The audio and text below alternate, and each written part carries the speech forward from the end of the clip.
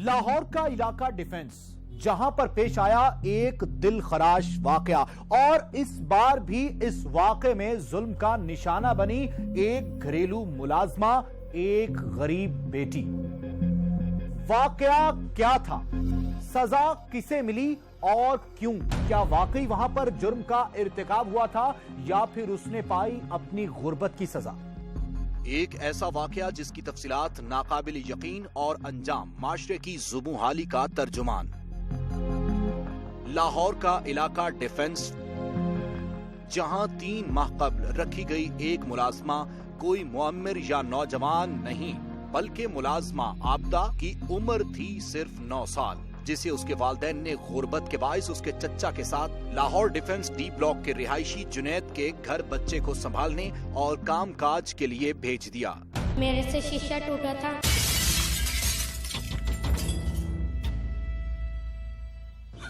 मेरे से तो अपनी बच्ची की तकलीफ भी नहीं देखी जा रही, इतनी बच्ची रो गई है बहुत। मैं इतनी जोर जोर की चीखें मार रही थी, दरवाजा लॉक करके, और फिर ना तेल फेंक के आग लगा दी थी। बच्ची ने ना धमकाया सी कि उन्होंने वेख लेंगी सी बुखार आ जाएगी।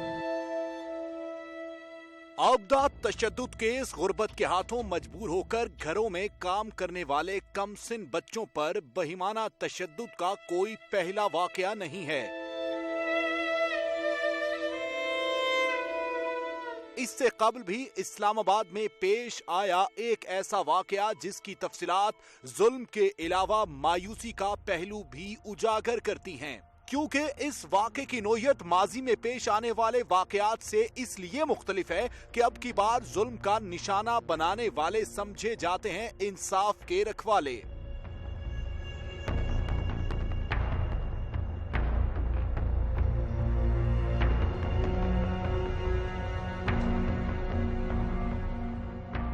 इंसाफ देने वालों का निशाना बनी कमसिन घरेलू मुलाजमा तैयबा। जुल्म की दास्तान घड़ी डिस्ट्रिक्ट सेशन जज और उसकी बीवी के हाथों।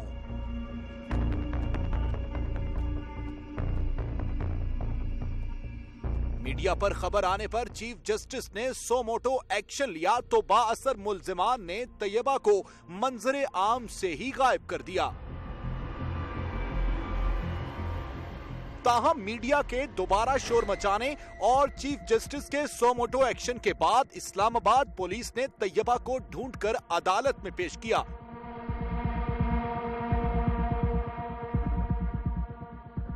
तैयबा तशद्दुद केस में जब पेशरफ्त सामने आई तो बहुत से वालिदैन ने तैयबा के वालिदैन होने का दावा भी किया। हम इंसाफ चाहते हैं और अपनी बच्ची को लेकर। बच्ची अगर हमारी हुई तो हम माफ नहीं करेंगे उन लोगों को जिन लोगों को हमने बच्ची नहीं है। मेरा नाम फरजाना है, मेरी बेटी का नाम आमना है। ਅਸੀਂ अपनी बच्ची लेना चाहते हैं, साड़ी दोबारा बच्ची अदालत पेश की जाए। हमको शक है भी हमारी बेटी हो सकती। पहले सानू पता नहीं से असी पट्टी देखी है केवल। अदालत ने कमसिन तैयबा को स्वीट होम्स और तैयबा के वालिदैन का पता चलाने के लिए उसके DNA करवाने का हुक्म जारी कर दिया। जब तक तैयबा के वालिदैन का पता नहीं चलता तब तक तैयबा का मुकद्दर स्वीट होम ठहरा।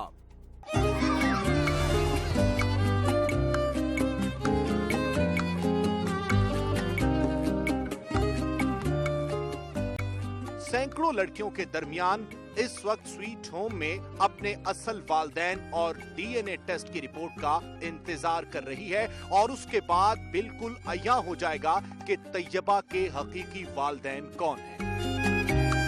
बहुत भी खुश होती है, कहती है आप लोग के साथ बहुत मजा आता है, आप लोग बहुत अच्छे। वो कहती है वहाँ पे बहुत मारते थे, यहाँ पे मुझे मतलब बहुत अच्छा लगा। यहाँ पे वो हमारी बेस्ट फ्रेंड बन गई और वो कहती है मैंने यहाँ से नहीं जाना, मैंने यहीं पे रहना है।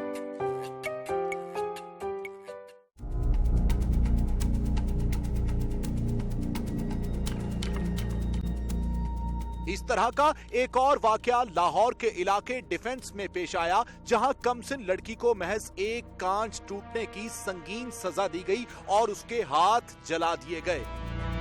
हमेशा की तरह ना तो कोई तसल्ली बख्श इंक्वायरी हुई और ना ही मामले की तह तक पहुंचने की कोशिश। इस बार पुलिस ने मुल्जिमान के दबाव में आकर बच्ची के वालिदैन को कुछ लेन देन के बदले सिले की राह दिखाई और इस केस को भी मीठी नींद सुला दिया गया। घरों में काम करने वाले न जाने कितने ही मासूम बच्चों की जिंदगियां तबाह हो चुकी। हम मारे बंदे थे, भेजा बच्ची को, उसके मामू ने कहा था कि इधर है जगह, उधर हमने भेजा। उन्होंने कहा कि मारे बंदे मकान डिग गया, 5 बच्चे निके निके, खर्चा पूरे नहीं होते, सोचा कि चलो मारे बंदे हैं कि सरकट नाल चल जाएगा। बच्ची को 3रा महीना हो गया है, अभी 3रा महीना पूरा भी नहीं हुआ तो उन्होंने ये हाल कर दिया और 4000 तनख्वाह देते थे ये लोग। उम्र 9 साल है उसकी। मेरा नाम आबदा है, मैं वहाँ रहती थी, 3 महीने हो रहे हैं।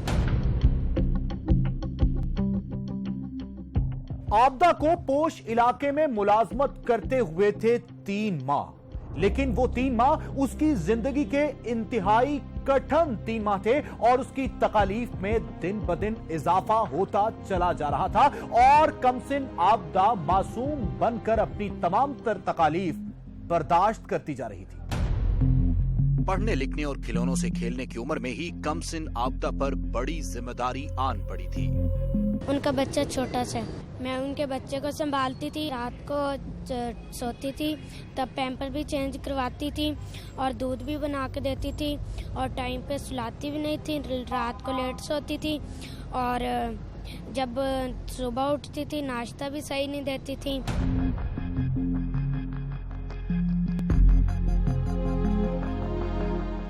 फिर एक दिन ऐसा हुआ कि कमसिन और मासूम आबदा के दोनों हाथ जला दिए गए। आखिर क्यों? इस घिनौने अमल की वजह आखिर क्या थी? एक दिन घर की सफाई करते करते नन्ही आबदा के हाथ से शीशा गिरकर टूटा। घर की मालकिन ने जुल्म की इंतहा कर दी और एक शीशे के नुकसान के बदले में दी ऐसी सजा कि कोई ज़ीशऊर दुश्मन को भी ना दे। जुनैद की अहलिया मानिया ने पेट्रोल छिड़क कर मासूम आबदा के हाथ ही जला डाले। मेरे से शीशा टूटा था और बाजी ने ना मारा भी था, थप्पड़ भी मारे थे और फिर लेकर गई थी, फिर दरवाज़ा लॉक करके और फिर ना तेल फेंक के आग लगा दी थी।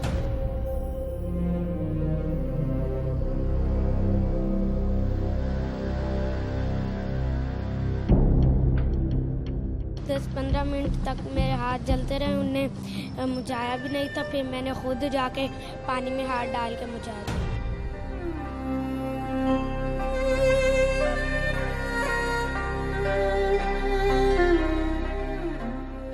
मैं रोती रही थी, मेरे से दर्द होता रहा था, बाजी ने दवाई भी नहीं लेकर दी थी।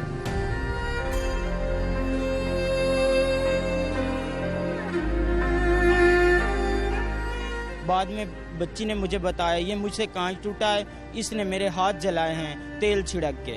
हमारी बच्ची के तो हाथ ठीक होने चाहिए, जैसे भी करा के कोई इसके आगे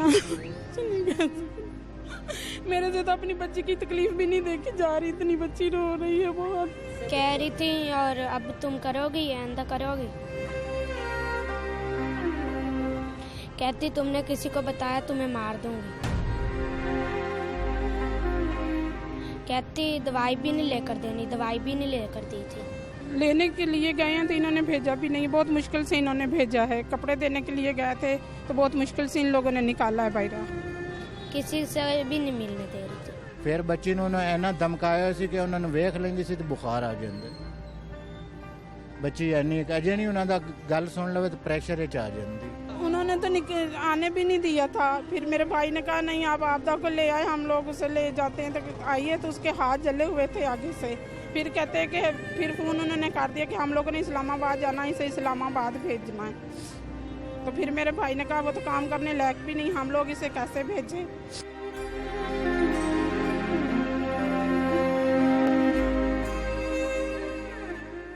बाजी ये क्या हुआ? वो कह रही है कि इसके हाथों पे ऑयल गिरा है। बिस्तरा भी सही नहीं देती थी, कहती थी तुम बीमार हो गई, तुम्हें दवाई भी नहीं लेकर देनी। हम लोग तो नहीं ये चाहते कि हमारी बेटी तकलीफ में हो, हम लोग तो इतना पूरा भी नहीं कर सकते।